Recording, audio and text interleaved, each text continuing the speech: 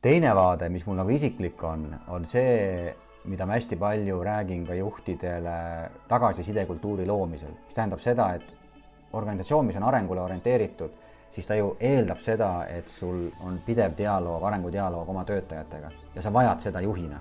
Sul on vaja sellist tiimi, kes võtab vastu ka kriitilisemat tagasisidet. Aga selleks, et nad oleksid valmis psühholoogiliselt vastu võtma kriitilisemat tagasisidet, nii-öelda areneks, nad vajavad eeskuju. Aga see on väga tavaline, et juhid ei näita neile seda eeskuju ette, sest juhid ise ütlevad, et ma olen juba arenenud üsna kaugele ja ma olen teist kõikidest siin pädenenum ja targem.